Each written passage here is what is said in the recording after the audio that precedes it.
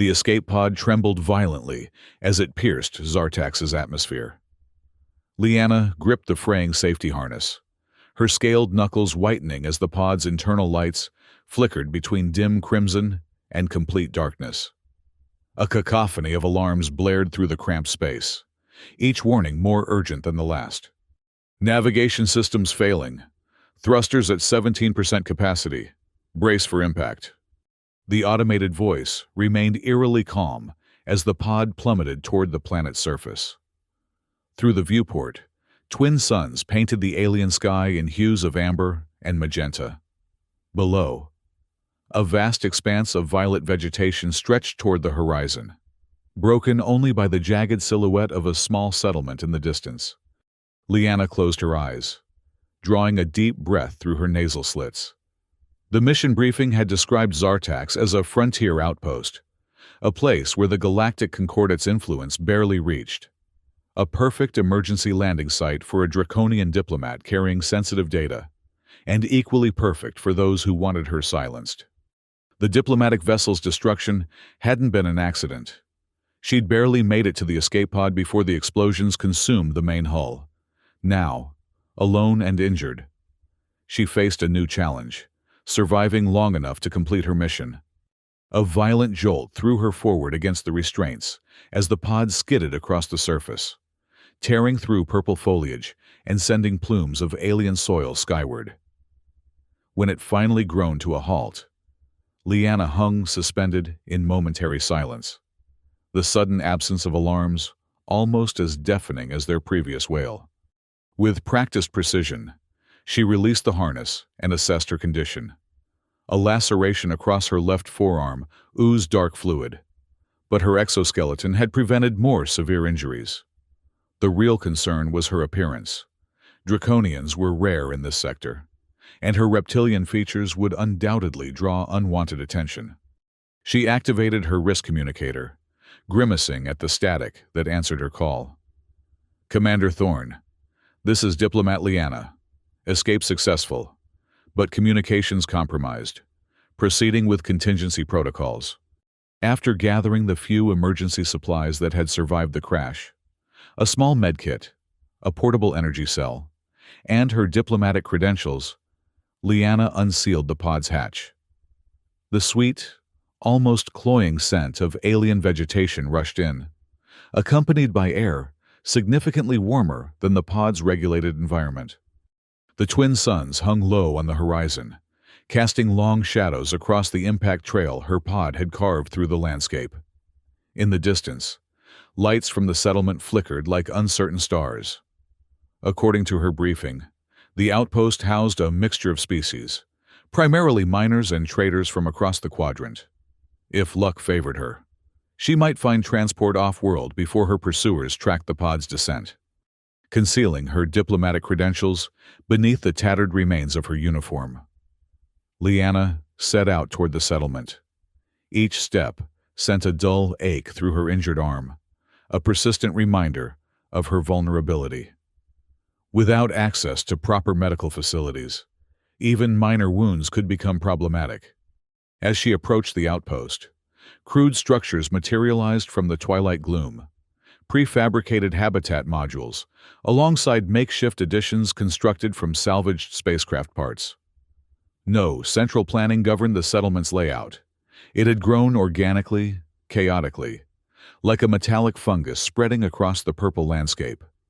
The largest building dominated the center, its windows emitting a warm glow that spilled onto the dusty thoroughfare. A weathered sign identified it as the last stop, a name suggesting both finality and refuge. Voices and laughter spilled from within, the universal sounds of beings seeking momentary escape from frontier hardships. Liana paused outside, adjusting the cloak she'd fashioned from emergency thermal blankets. It offered limited concealment of her distinctive features, but entering a frontier establishment as an openly draconian female would invite more attention than she could afford. Taking a steadying breath, she pushed through the door. The interior assaulted her senses, a cacophony of voices in diverse languages. The pungent odor of fermented beverages mingling with the bodily scents of a dozen different species. The conversations nearest the door faltered as patrons noticed her entrance, their gazes lingering on her partially concealed form. She moved toward the bar, keeping her head lowered and her injured arm close to her body. The bartender, a bulbous Geltaran with 4 arms and skin that glistened like oil on water, regarded her with suspicion. "What'll it be?" he rumbled, 2 hands continuing to polish glassware, while the others remained poised beneath the counter, likely near a weapon. "Information," Leanna replied, her voice deliberately softened to mask the distinctive draconian resonance. "And perhaps transport off-world." The Geltaran's upper eye stalks swiveled toward her hood. "Show your face first. Don't serve masked strangers." A quiet tension settled over the nearby patrons. Leanna weighed her options. Compliance risked exposure, refusal guaranteed suspicion. With reluctant dignity, she lowered her hood. The reaction was immediate. The Geltaran recoiled, all 4 arms raising defensively. "Draconian," he hissed, the word rippling through the establishment like a stone dropped in still water. Conversations ceased. Chairs scraped against the floor as patrons created distance. A Tyrellian miner spat on the ground, muttering something about scaled warmongers. "We don't serve your kind here," the bartender declared, one hand emerging with a crude disruptor. "Take your business elsewhere before there's trouble." Leanna maintained her diplomatic composure, despite the humiliation burning in her chest. "I seek no conflict. I merely—" "You heard Krell," interrupted a Tyrellian, rising from his seat. "Your kind brings nothing but death. The sooner your species signs the peace treaty, the sooner we can stop pretending you're anything but monsters." The irony wasn't lost on Leanna. She had been en route to facilitate that very treaty when her ship was attacked. But explaining her diplomatic status would only endanger her mission further. "I will depart," she said, with forced calm, backing toward the door as several patrons rose to their feet.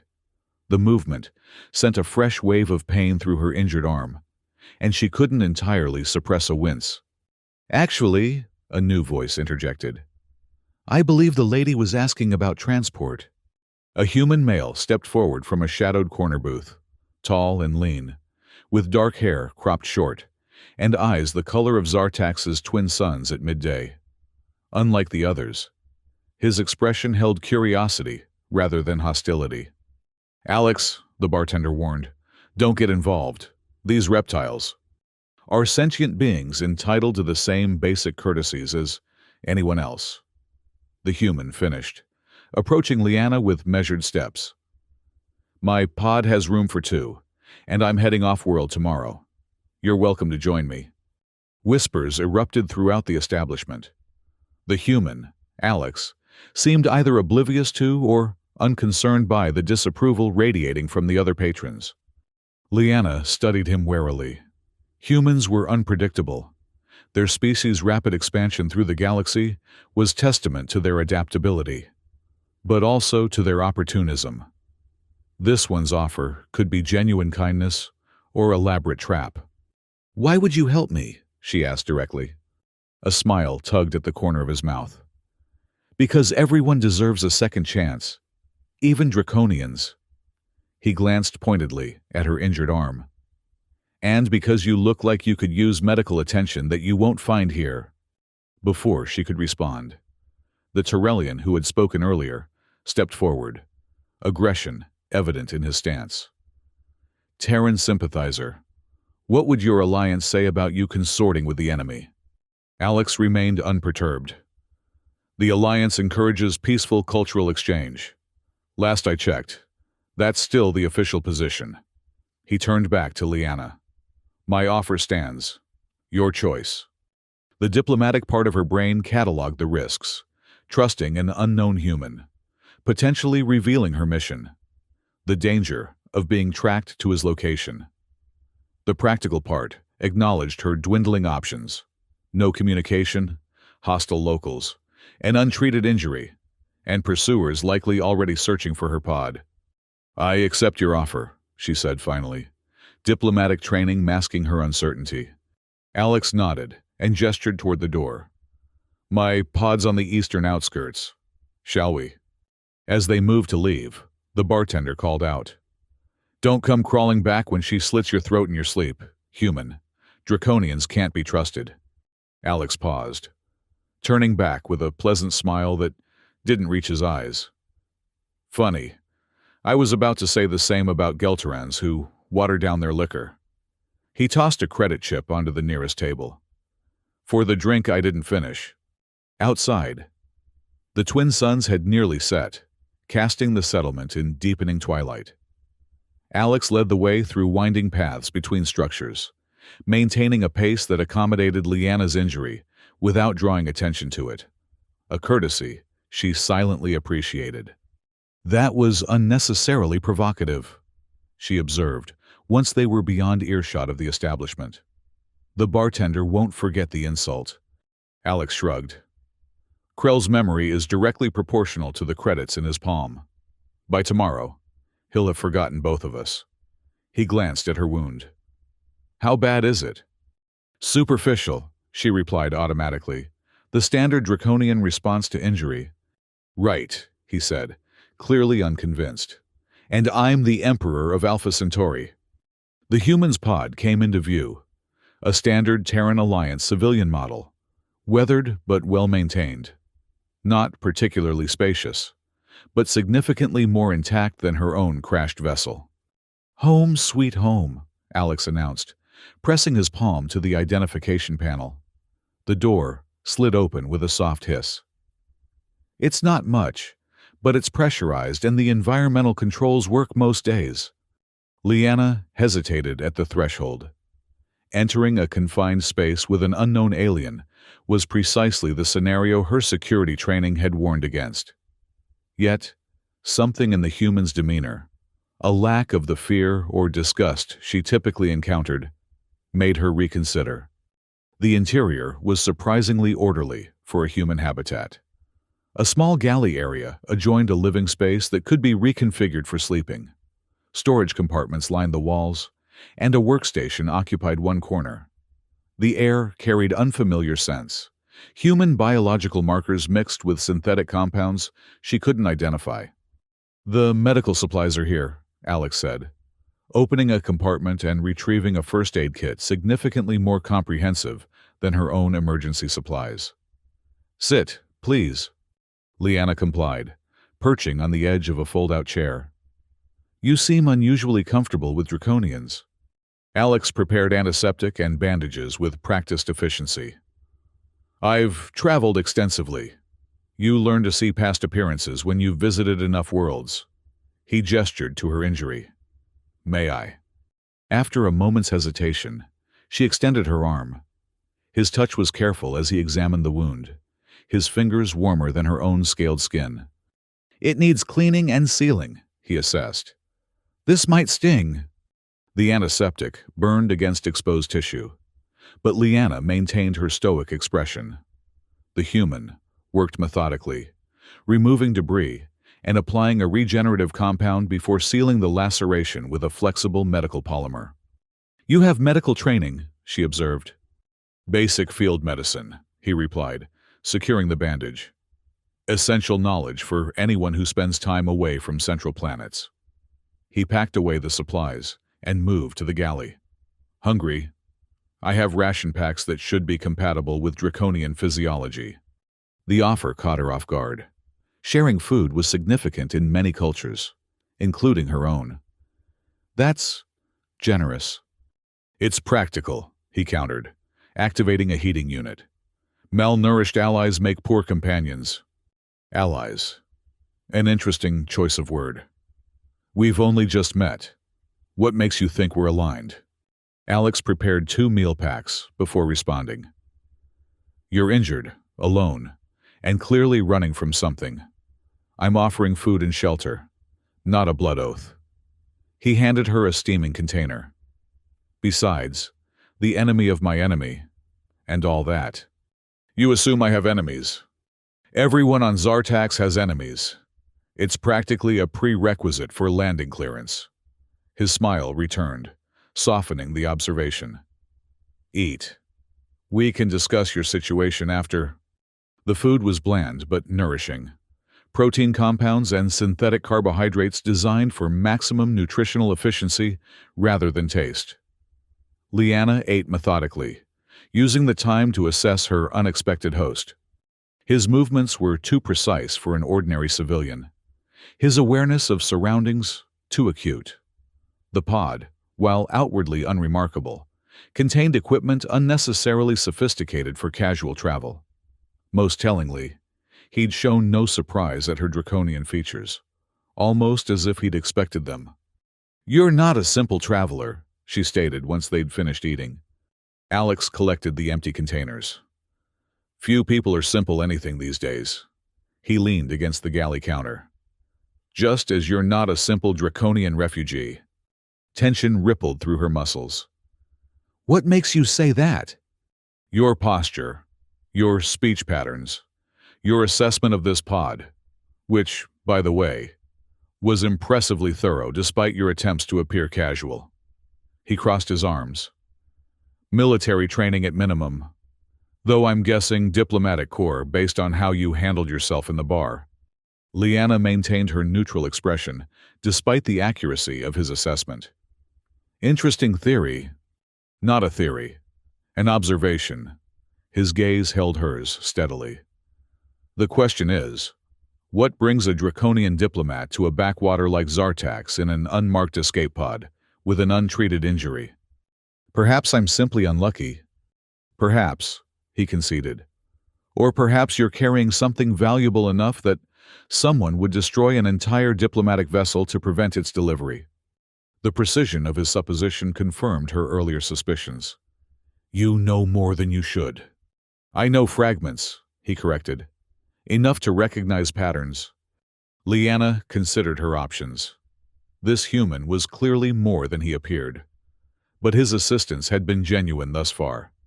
Strategic disclosure might be necessary. "My vessel was attacked while en route to the Torellian Peace Conference," she admitted finally. "I was carrying documentation critical to the treaty negotiations." Alex's expression remained neutral, but something flickered in his eyes. "The treaty that would end 3 decades of conflict between your people and the Torellians." "The very same. And this documentation, you still have it." She met his gaze directly. "Would I admit it if I did?" A genuine smile spread across his face. "Probably not." "Good." He pushed away from the counter. "You should rest. We'll need to check on your escape pod tomorrow. Retrieve anything salvageable before scavengers strip it bare." "You're offering to help me further," she observed. "I'm suggesting a mutually beneficial arrangement," he corrected. "You need resources and possibly transport. I'm curious about who would attack a diplomatic vessel in neutral space." Leanna weighed the proposal. Returning to the pod was necessary. Her secure communication device remained there, along with the encrypted data crystal containing the treaty addendums. Yet, she'd expected to do so alone. "Very well," she agreed cautiously. "At first light." Alex nodded and moved to reconfigure the living space. With efficient movements, he transformed the seating area into a sleeping platform, barely large enough for 2. Leanna stared at the arrangement. "You expect us to share sleeping quarters?"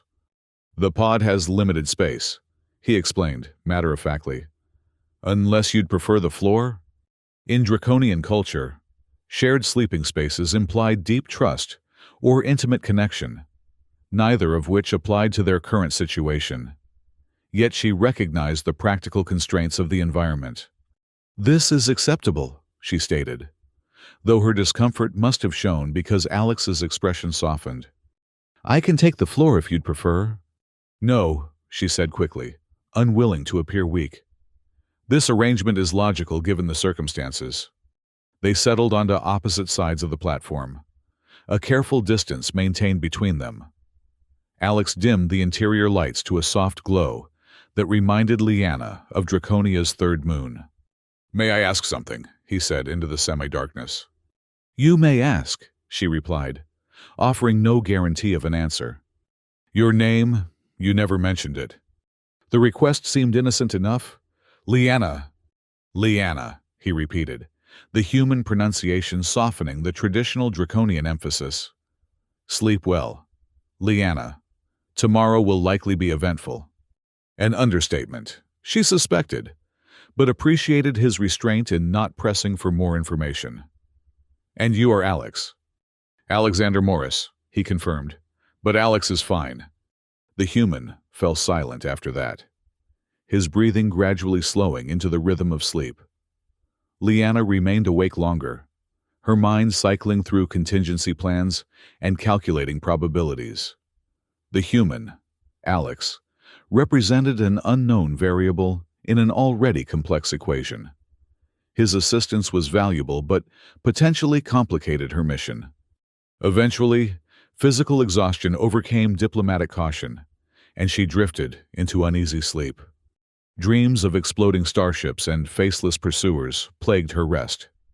In one particularly vivid sequence, Commander Thorne's hologram flickered before her, mouth moving in silent warning as shadows closed in from all sides. She reached for her weapon, finding only empty air as the shadows took form. Leanna jolted awake, instinctively reaching for a blade that wasn't there. Disoriented, she scanned her surroundings until reality reasserted itself. The human's pod, the shared sleeping platform, the first rays of Zartax's twin suns filtering through the viewport. Alex was already awake, standing at the galley with his back to her. The scent of brewed stimulant, coffee, she recalled from cross-cultural briefings, permeated the small space. "Morning," he said without turning. "Sleep well?" "Adequately," she replied, smoothing her rumpled uniform as she rose. In truth, it had been the most extended rest she'd managed since the attack, despite the dreams. He offered a steaming cup. "It's not draconian fire leaf, but it should help with alertness." The gesture was unexpectedly considerate.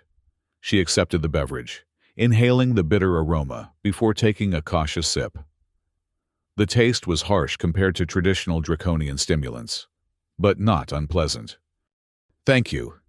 Alex nodded and began preparing a simple breakfast. "I've been thinking about your pod.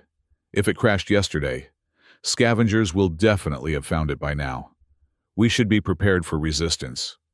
"You're armed?" she asked, though she'd already noted the subtle bulge beneath his jacket that suggested a concealed weapon.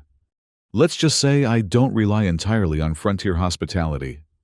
He distributed portions of a protein-rich morning ration. "And you?" "My sidearm was damaged in the crash." Alex considered this information. "I have a spare stunner, non-lethal, but effective at close range." The offer of a weapon represented another level of trust. "That would be appreciated." They ate quickly, preparing for the expedition with minimal conversation. Alex provided her with a more suitable covering for the Zartax environment, a lightweight jacket that concealed her distinctive draconian features without restricting movement. He also supplied a canteen of purified water and emergency rations. "The crash site is about 7 kilometers east," Leanna stated, as they exited the pod. "Across difficult terrain." "Then we'd better get moving." Alex secured the pod and activated what appeared to be a standard perimeter alarm, but likely contained more sophisticated security measures. The scavengers will be most active during midday, when both suns provide maximum light. They set out across the violet landscape, maintaining a brisk pace. The planet's slightly higher gravity made each step marginally more taxing. But Leanna's draconian physiology adapted quickly. Alex showed no signs of strain. Further evidence of physical conditioning beyond that of a typical civilian. "May I ask what you do, Alex?" she ventured after they'd been walking for some time. "Import-export," he replied easily. "Specialized goods for specialized markets." "A smuggler, then?" He laughed, the sound unexpectedly pleasant. "I prefer logistics specialist. Less legal baggage." "And what brings a logistics specialist to Zartax?" "Business opportunities." His eyes scanned the horizon continuously as they talked. The frontier is always hungry for goods the central systems take for granted. A plausible cover story, Leanna noted, but delivered with the practiced ease of rehearsal. Before she could probe further, Alex stopped abruptly, raising one hand in a universal signal for silence. Ahead, barely visible through the purple foliage, movement disturbed the natural patterns of the vegetation. Methodical, purposeful movement. "Company," Alex whispered, drawing his primary weapon, a compact pulse pistol of Terran military design. Definitely not standard civilian issue. Leanna accepted the promised stunner, checking its charge with practiced efficiency. "Scavengers? Or whoever attacked your ship, making sure they finished the job." He gestured to a dense cluster of vegetation. "We'll circle around. Get eyes on them before deciding how to proceed." They moved in silent coordination, using the alien flora for cover. As they drew closer to the crash site, voices became audible. Rough, hushed exchanges in a trade dialect commonly used in the outer systems. From their concealed position, Leanna counted 4 figures examining her damaged escape pod. They wore mismatched environmental suits with no identifying insignia, typical freelance salvagers. However, their equipment was too sophisticated for ordinary scavengers, including what appeared to be military-grade scanning devices. "They're looking for something specific," Alex murmured, voicing her own assessment. One of the figures emerged from the pod, gesturing animatedly to the others. Even through the environmental helmet, frustration was evident in the body language. "Empty," the figure declared in accented standard. "The data crystal isn't here." Leanna tensed. These were not random scavengers but targeted hunters, likely working for whoever had orchestrated the attack on her vessel. "We need to leave," she whispered urgently. A communication device at her hip suddenly activated, emitting a soft but distinctive draconian alert tone. In the quiet of the alien forest, the sound carried like a beacon. The helmeted figures froze, then swiveled toward their position. "Run!" Alex commanded, already firing his weapon to provide cover. Leanna sprinted through the underbrush. The stunner gripped tightly as energy pulses sizzled through the air around them. Behind, the pursuers shouted coordinates and pursuit strategies, professional hunters with professional equipment. They crashed through dense vegetation, changing direction frequently to confuse their trackers. Alex maintained pace alongside her, his movements fluid and practiced. Not the reflexes of a civilian trader, but those of someone with combat training. The communication device chimed again, more insistently this time. Protected by draconian encryption, it represented her only secure link to diplomatic command. She couldn't abandon it, despite the risk. "This way," Alex directed, leading them toward a natural depression in the landscape. They slid down the embankment into relative cover, breathing heavily from the exertion. Leanna withdrew the device, a compact holographic communicator disguised as standard draconian technology. The signal was automated, a spatial positioning beacon activated remotely. "Someone's tracking you," Alex observed, keeping watch for pursuers. "Not tracking," she corrected. "Contacting." She activated the receiver, and a small, holographic projection materialized. The stern features of Commander Thorne, her security liaison. "Diplomat Leanna," the miniature figure greeted, voice distorted by encryption algorithms. "Your biosignature registered extreme stress. Status report. Vessel destroyed. Emergency landing on Zartax. Pursued by unknown operatives seeking the crystal." She kept the report concise, conscious of potential signal interception despite the encryption. Thorne's holographic face tightened. "The treaty documentation must reach the conference. We've confirmed internal sabotage, elements within both Draconian and Tyrellian military infrastructure conspiring to prevent peace." Alex's attention shifted from their surroundings to the hologram, his expression unreadable. "Weapons manufacturers," Thorne continued, "with financial interests in prolonged conflict. They've deployed significant resources to intercept you. Static, briefly disrupted the transmission. Extraction team dispatched but delayed. You must... More static. Alliance operative on Zartax who can... The signal deteriorated further, before cutting entirely. Liana deactivated the device, processing the implications. We need to move. The transmission may have been traced. Alex remained unusually still. He mentioned an Alliance operative. A potential ally, if we can locate them. She rose cautiously, checking for pursuers. But first, we need the data crystal from my pod. You said it was damaged in the crash. I said my sidearm was damaged, she corrected. The crystal is secure in a hidden compartment those hunters haven't discovered yet. Understanding dawned in his expression. You intentionally misdirected me. Diplomatic caution, she countered. Now we need to circle back to the pod while they're searching the forest for us. Alex studied her for a moment, then nodded. Lead the way, diplomat. They moved stealthily through the underbrush, backtracking toward the crash site from a different approach angle. The hunters had indeed dispersed into the surrounding vegetation, leaving only one guard at the pod itself. From their concealed position, Liana assessed the situation. One sentry, armed with a particle disruptor. The crystal is beneath the navigation console, behind a biometrically sealed panel. Distraction or direct approach? Alex asked, checking his weapon charge. Direct. We don't have time for subtlety. Alex nodded and adjusted his weapon settings. On your mark. Liana took a steadying breath, then signaled. They emerged from cover simultaneously, weapons trained on the surprised sentry.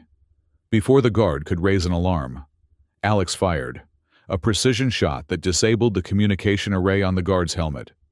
Don't move, Liana commanded. The stunner aimed at the guard's torso. Weapons down! The guard hesitated, assessing odds, then slowly lowered the disruptor. Face down, Alex instructed, approaching cautiously. Hands behind your head. Once the guard complied, Alex secured them efficiently with restraints produced from a concealed pocket.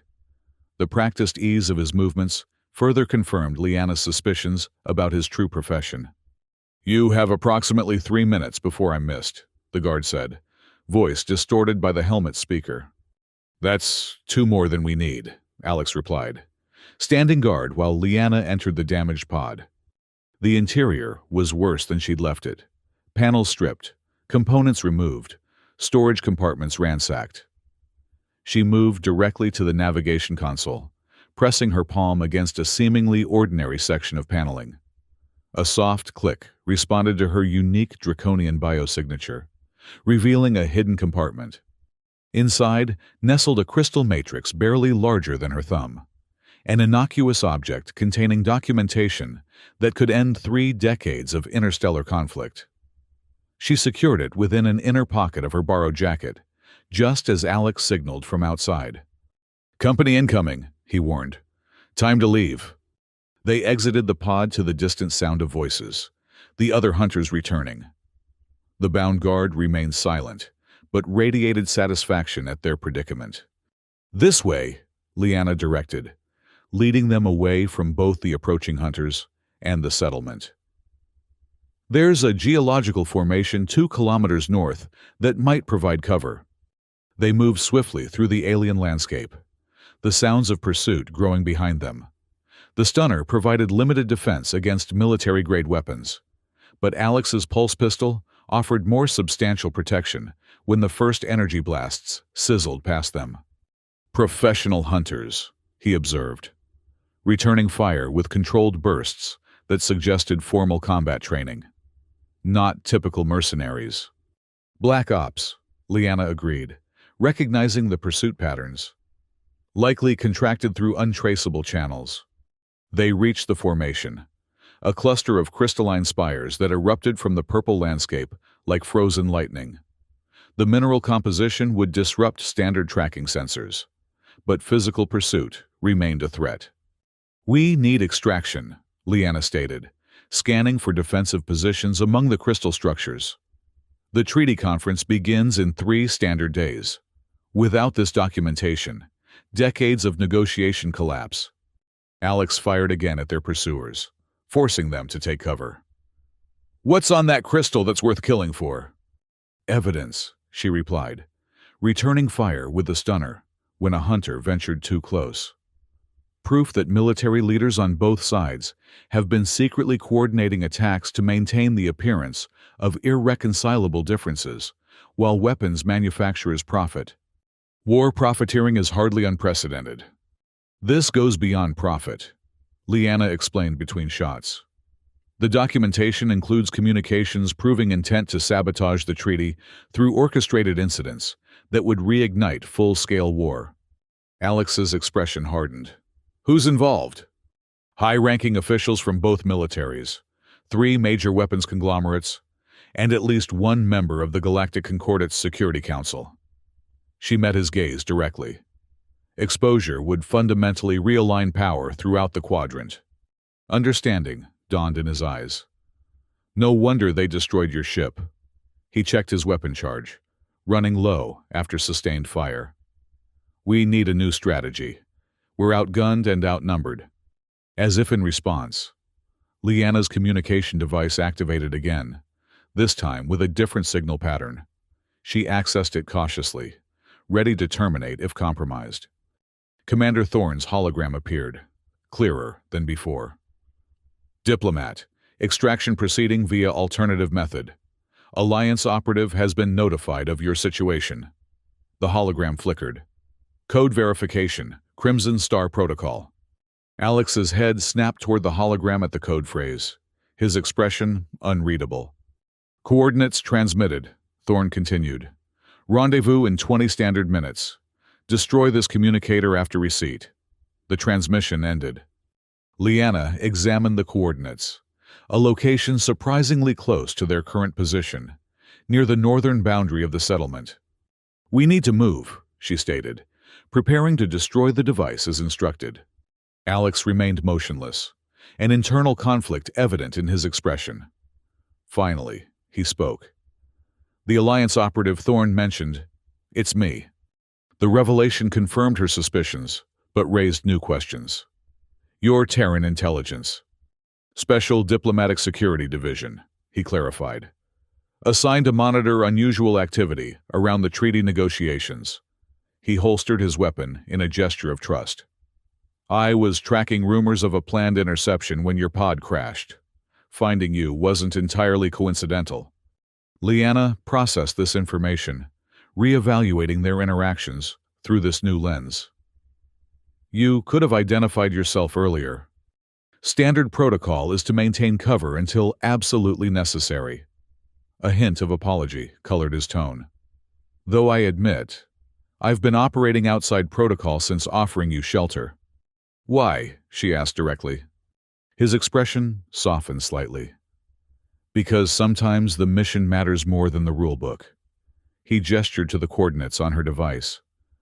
"Those lead to a concealed FTL-capable vessel. Officially, it doesn't exist. And unofficially, it's our ticket to the treaty conference." He checked the position of their pursuers, who were regrouping for another assault. "If we can reach it."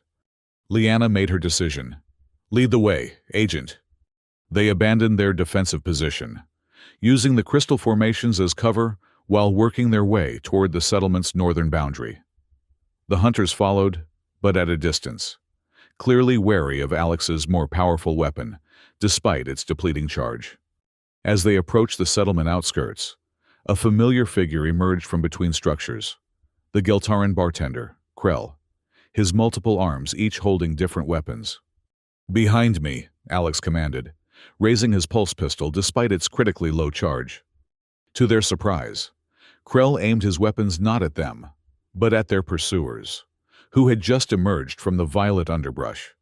"This way," the Giltaran directed, gesturing toward a concealed path between habitation units. "Quickly!" Leanna hesitated, but Alex nodded in confirmation. "He's one of ours." They followed Krell through a maze of narrow passages until they reached what appeared to be an abandoned storage facility. The bartender sealed the door behind them and activated a series of countermeasures that would confound pursuit. "Apologies for the theater at the establishment," Krell said, his previous hostility entirely absent. "Maintaining cover sometimes requires convincing performances." "You're with the Alliance?" Lyanna asked, still processing this development. "Coalition for Interspecies Peace," Krell corrected. "We maintain a network of informants throughout frontier worlds." He turned to Alex. "The ship is prepped for immediate departure.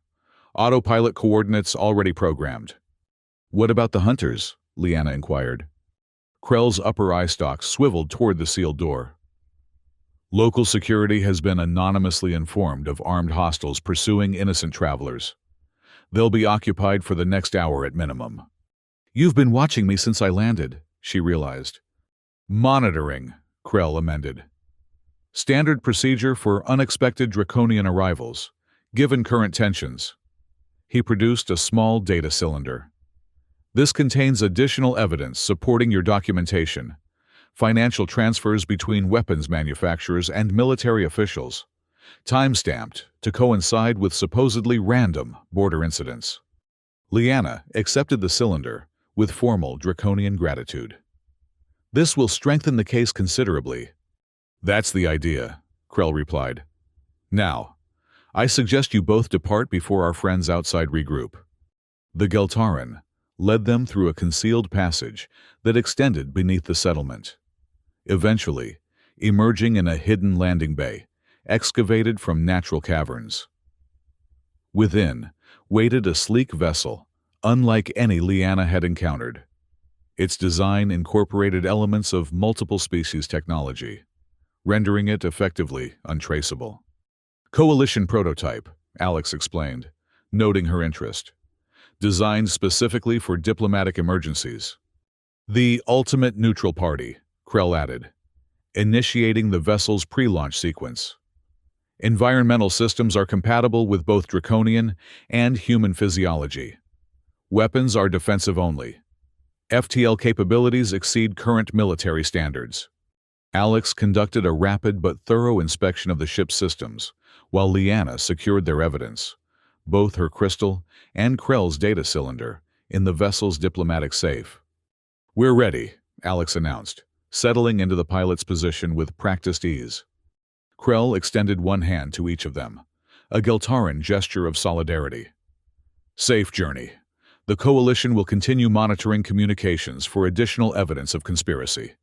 "Your assistance won't be forgotten," Lyanna assured him, responding with a formal draconian salute, rarely offered to non-draconians. The Geltaran nodded in acknowledgement before exiting the vessel. Moments later, the launch bay's atmospheric containment field shimmered into place as exterior doors retracted, revealing Zartax's violet landscape and twin sun sky. Alex guided the ship smoothly from the concealed bay, accelerating rapidly to escape both planetary gravity and potential pursuit.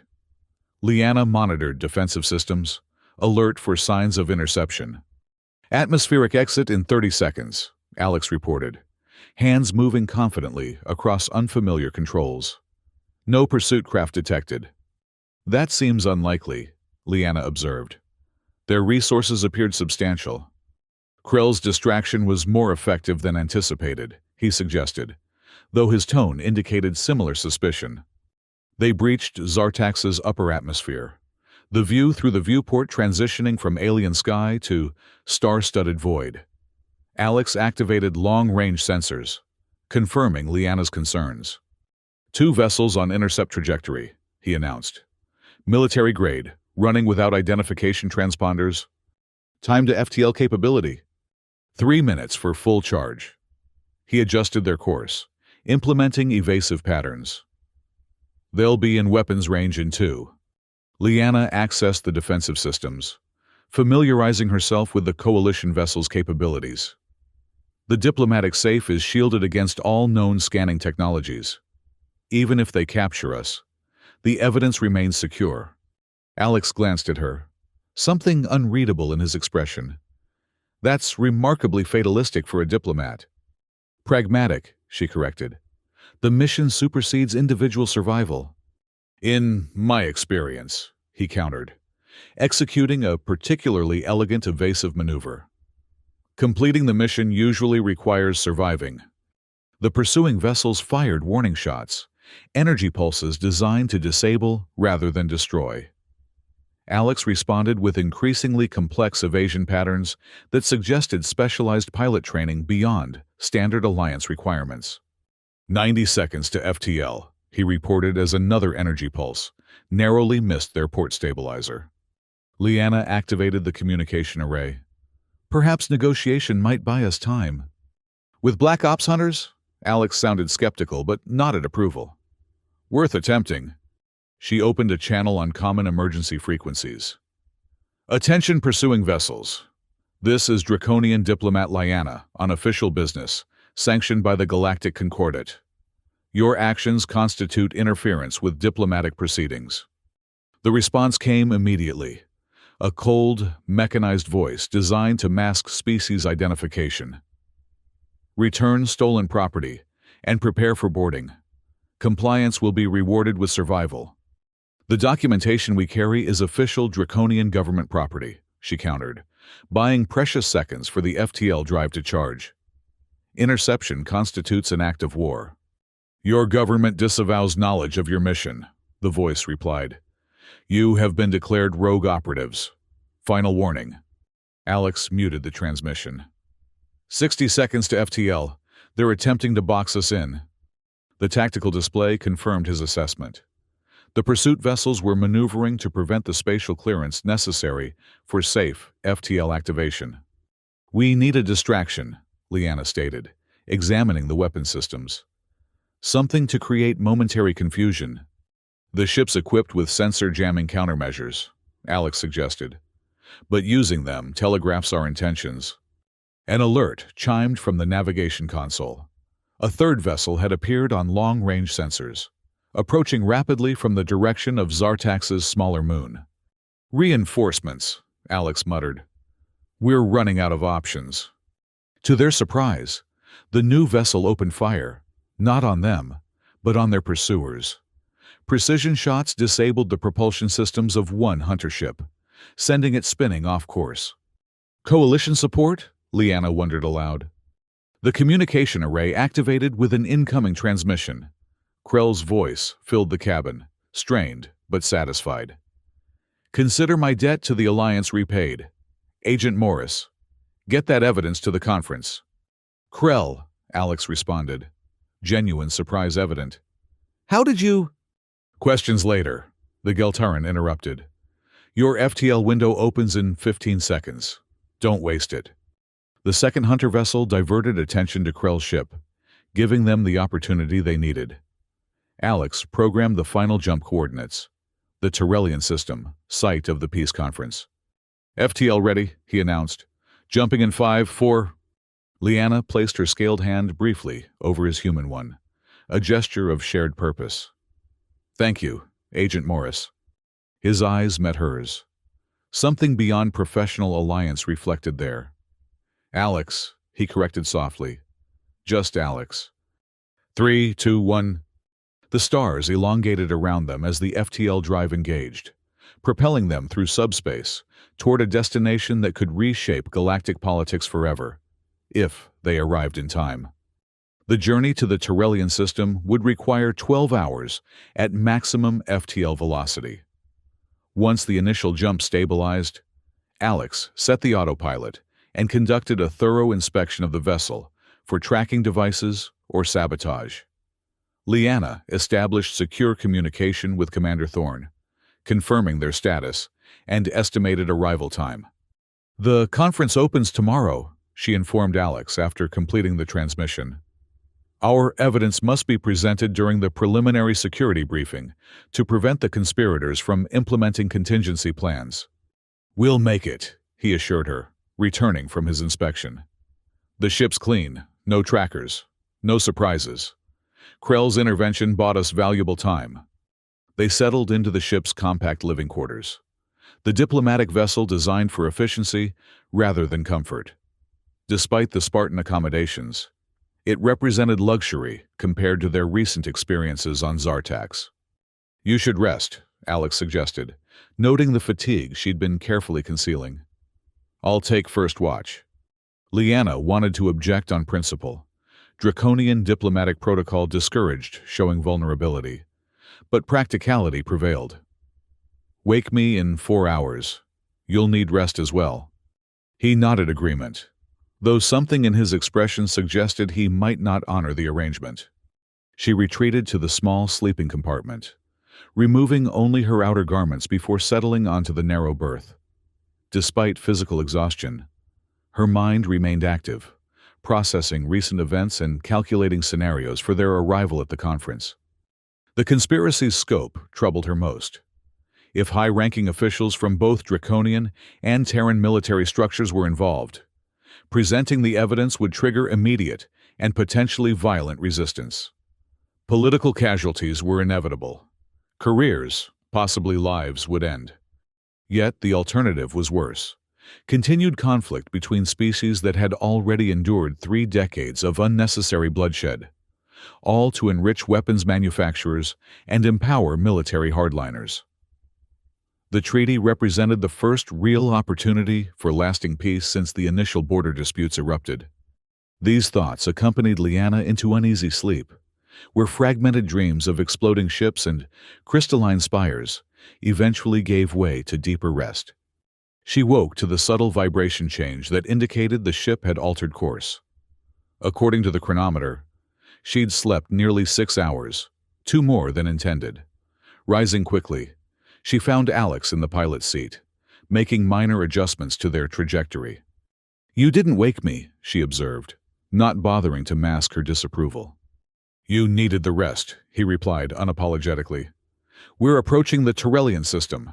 ETA 90 minutes. Leanna studied the navigation display, noting they were entering via an unconventional vector. "This isn't the standard approach route." "Standard routes are monitored," Alex explained. "We're using a maintenance corridor typically reserved for system defense vessels. Less scrutiny, faster clearance. Alliance authorization?" He smiled slightly. "Coalition override codes? Actually, apparently, Krell's organization has deeper reach than either of our agencies suspected." The revelation was both concerning and reassuring. Concerning that established security protocols could be circumvented. Reassuring that the capability resided with allies rather than adversaries. "Have you slept?" she asked, noting the subtle signs of fatigue around his eyes. "Enough," he answered noncommittally, focusing on the controls. Leanna retrieved nutrition packets from the galley stores, selecting options compatible with both their physiologies. She returned to the cockpit, offering one to Alex. "You require sustenance to function optimally," she stated in response to his questioning look. He accepted with a nod of thanks. "Pragmatic as always." "Indeed." She settled into the co-pilot's position. "We should discuss the protocol upon arrival. The evidence must be presented to both delegation leaders simultaneously to prevent isolated manipulation." "Agreed," Alex said between bites. "I have clearance to access the secure conference chamber, but your diplomatic credentials will carry more weight with the Draconian delegation." They developed a strategic approach, accounting for multiple contingencies and potential resistance. The plan required precise timing and coordination, but offered the highest probability of success.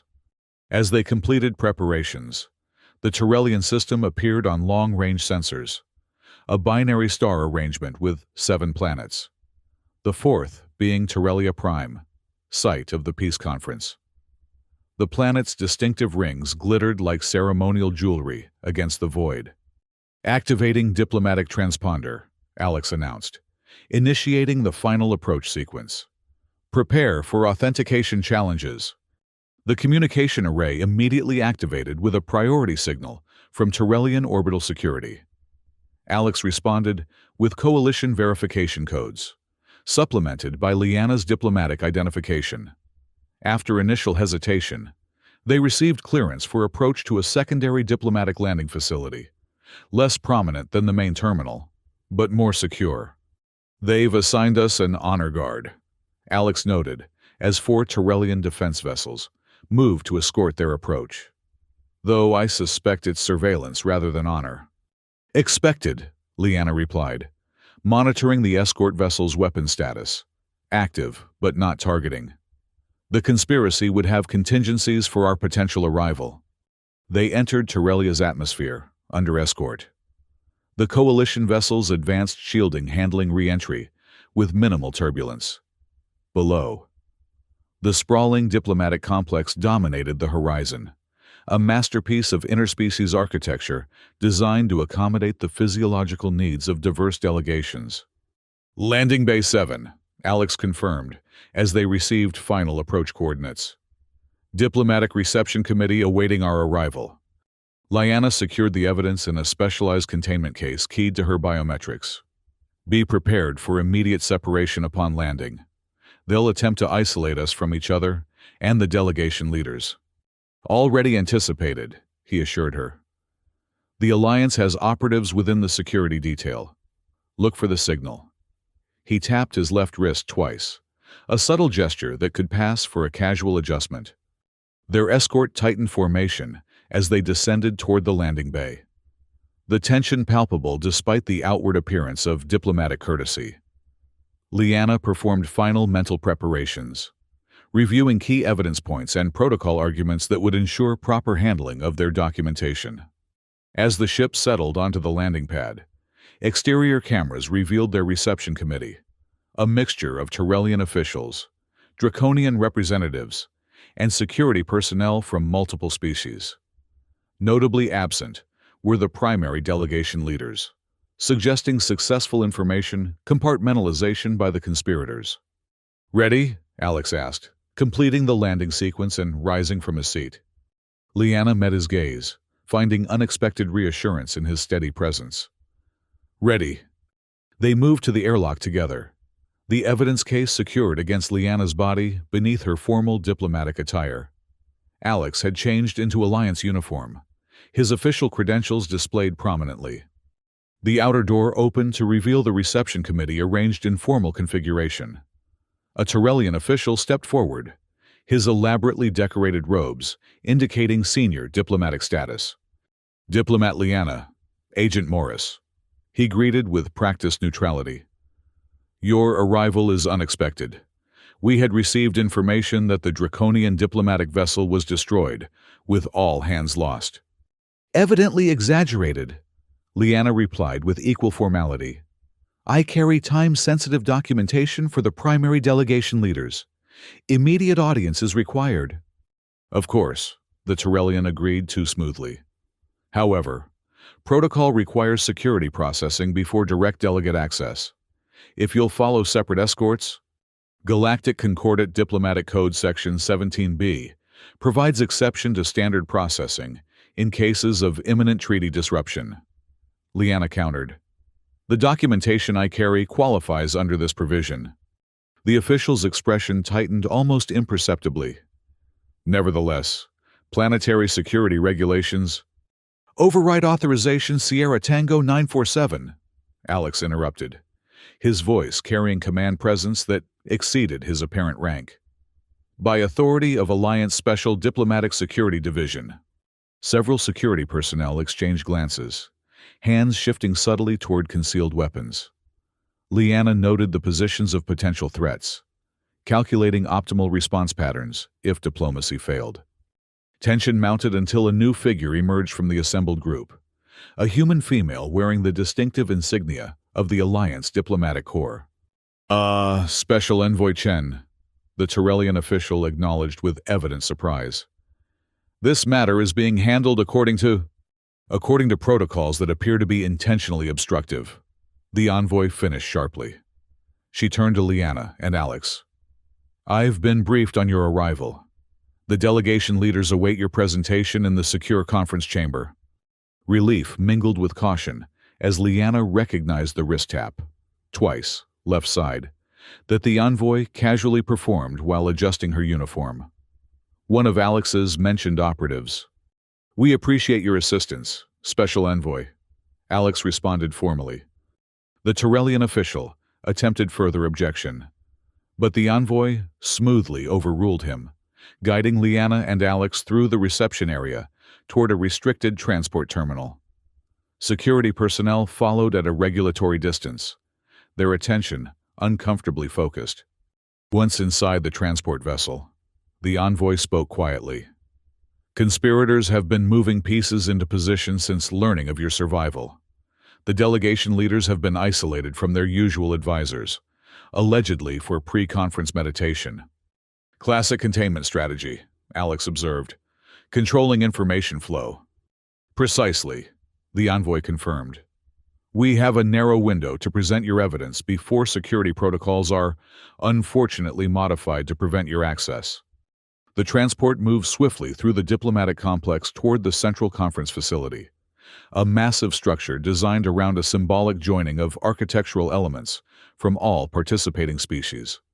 3 suspected operatives among the security detail, the envoy warned as they approached. "Identified by unusual shift reassignments this morning. Approach the delegation leaders directly. Avoid intermediaries." The transport docked at a private entrance reserved for high-priority diplomatic movements. As they disembarked, the envoy provided final guidance. "The delegation leaders are in the Concordate chamber preparing opening statements. Security rotation occurs in 22 minutes. That's your window." With a formal nod, she departed to manage external security arrangements, leaving Liana and Alex to proceed through the final checkpoint. Their credentials passed verification, though the security officer's hesitation suggested conflicting instructions regarding their clearance. They entered the Concordate chamber, a circular room with illuminated segments representing each member species of the Galactic Concordat. At its center stood 2 figures deep in conversation, the Draconian High Counselor and the Terran Alliance President. Both leaders looked up in surprise as Liana and Alex approached. The Draconian representative recovered first, scales shifting to a formal recognition pattern. "Diplomat Liana," he acknowledged. "Reports indicated your demise during transit." "Greatly exaggerated." "High Counselor," she replied with appropriate deference. "I carry documentation requiring immediate review by both delegation leaders." The Alliance President studied Alex with shrewd assessment. "Agent Morris, you're operating outside your assigned parameters." "With respect, Madam President, parameters were adjusted due to extraordinary circumstances." Alex responded, "The documentation Diplomat Liana carries contains evidence of conspiracy to sabotage the peace treaty by elements within both our governments." Skepticism registered on both leaders' faces, but diplomatic training prevented outright dismissal of such serious allegations. "What evidence?" the High Counselor demanded. Liana produced the containment case, initiating the biometric release sequence. Communications, financial transactions, and operational orders, demonstrating coordinated efforts by military officials and weapons manufacturers to ensure continued conflict. The chamber door opened behind them, admitting several security officers led by a Draconian military commander whose insignia identified him as one of the conspirators documented in their evidence. "High Counselor," the commander began urgently, "security protocols require your immediate relocation. We've detected potential threats." "Remain where you are, Commander," the High Counselor ordered, his attention fixed on the evidence case as it completed its authentication sequence. "These allegations will be addressed first." The security team hesitated, caught between contradicting orders and exposing their true purpose. The commander's hand moved subtly toward his ceremonial weapon. Ceremonial, but still lethal. Alex positioned himself between the security team and the delegation leaders, his stance communicating readiness despite his outwardly calm demeanor. Liana completed the evidence transfer, activating the holographic display that projected damning communications between conspirators. The Alliance President reviewed the evidence with increasing gravity. "These communications bear authentication codes from my own military high command, as do these from Draconian High Command," the Draconian leader confirmed, scales darkening with anger. "Treason of the highest order!" The commander made his decision, drawing his weapon with practiced speed. The evidence is fabricated. These operatives seek to undermine legitimate security concerns. Before he could fire, Alex moved with startling efficiency, disarming the commander with a precision strike that spoke of extensive close combat training. The remaining security team, recognizing the shifting balance of power, stood down. Some, Leanna noted, with evident relief. "Detain the commander." The president ordered her loyal security detail who had entered behind the conspirators. "And implement Diplomatic Security Protocol Omega-7. Protocol Omega-7. Leanna knew, involved immediate isolation and investigation of all parties implicated in diplomatic sabotage, effectively neutralizing the conspiracy's operational capability in one sweeping action. "The treaty proceedings will continue as scheduled," the High Counselor declared, addressing both Leanna and Alex directly. "With appropriate recognition of your service to both our peoples." The following hours passed in controlled chaos as security teams loyal to the delegation leaders implemented containment protocols against identified conspirators. Leanna and Alex provided detailed briefings, their evidence corroborated by additional intelligence from coalition sources. By evening, the immediate threat had been neutralized, though the full extent of the conspiracy remained under investigation. The peace conference would proceed with enhanced security and renewed commitment from both primary delegations. Leanna found Alex on a private observation deck overlooking the illuminated diplomatic complex. Terrelia's rings created a luminous backdrop against the night sky, symbolic of the connection their actions had preserved. "Agent Morris," she greeted, approaching with formal draconian dignity. "Diplomat Leanna," he responded, turning from the view with a smile that transcended professional courtesy. "Or is it ambassador now? I heard rumors of a promotion." "Special envoy to the Terran Alliance," she confirmed. "It seems surviving assassination attempts and exposing conspiracies advances one's diplomatic career considerably." "Well deserved," he said sincerely. "The treaty proceedings are back on schedule?" "The preliminary agreements were signed this evening. Full ratification expected within 2 standard days." She moved beside him at the viewport. "Your next assignment?" Alex's expression softened. "Officially, I've been reassigned as Alliance Security Liaison to the Draconian Diplomatic Corps. Apparently, my unconventional methods have been retrospectively approved." "Convenient timing," she observed with dry humor. "Isn't it?" He turned to face her fully. "I understand we'll be working closely together on implementation of the cultural exchange provisions." The prospect created an unexpected warmth in her typically reserved demeanor. "Indeed.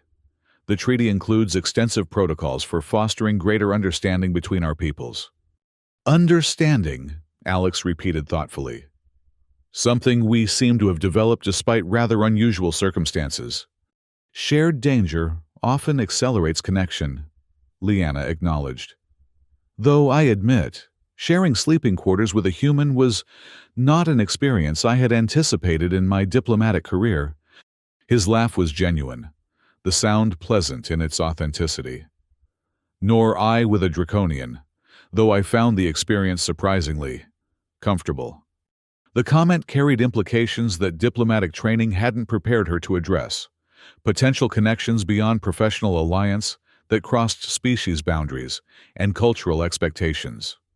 "Perhaps," she ventured carefully, "further cultural exchange would be beneficial to our diplomatic responsibilities." Alex's eyes held hers, understanding the unspoken question. "I believe thorough research is essential to effective diplomacy. Dinner tomorrow, after the secondary protocols are signed?"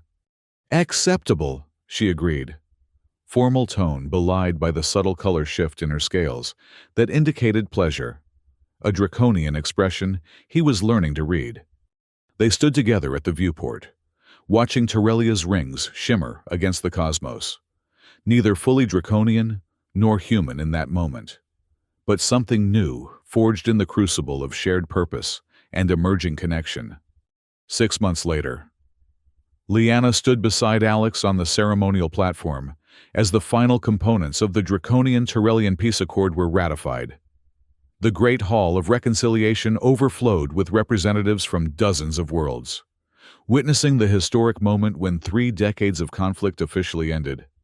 The Draconian High Counselor and Terran Alliance President completed the signing ceremony with the traditional exchange of cultural artifacts, a Draconian crystalline blade, and a Terran ancient text, symbols of trust and knowledge freely given.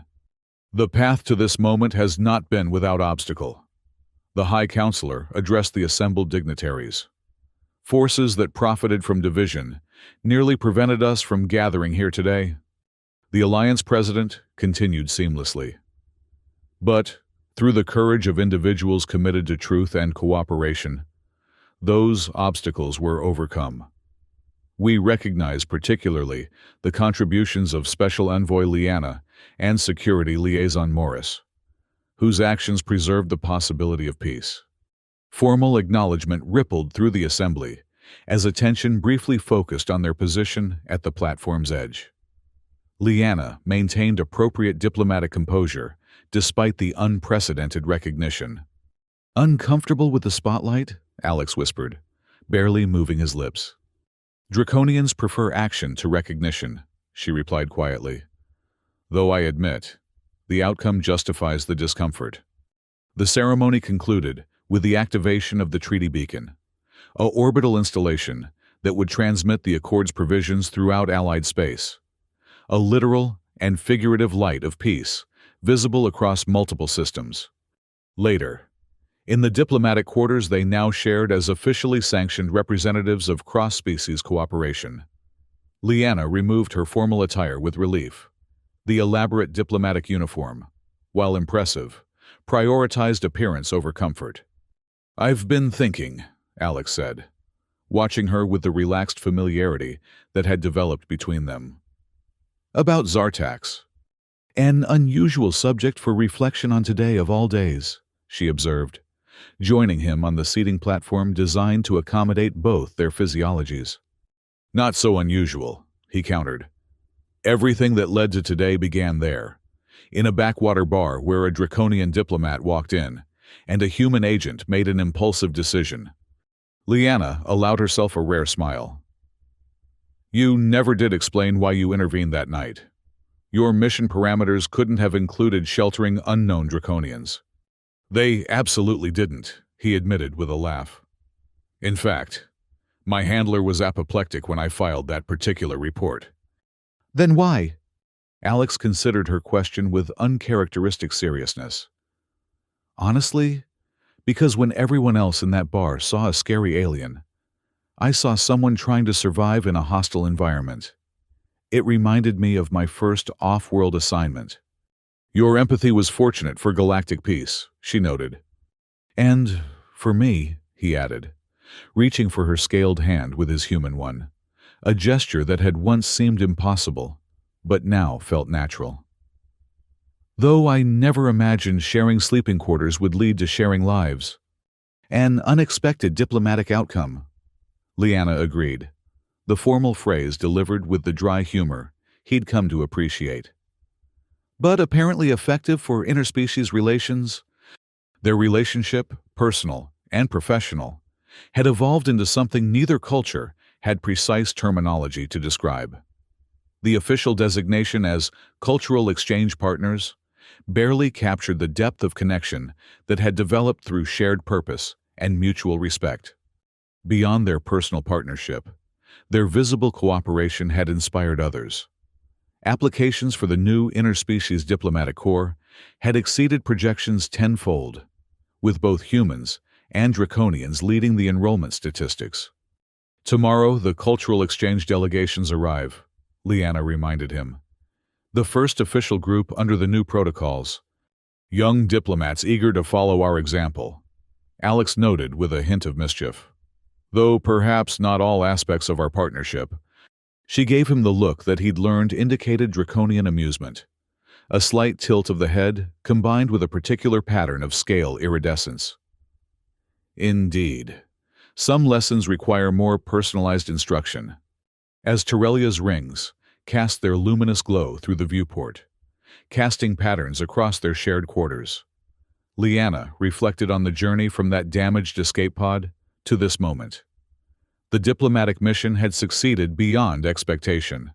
But the personal discovery, that connection could transcend biological and cultural differences, represented an equally profound achievement.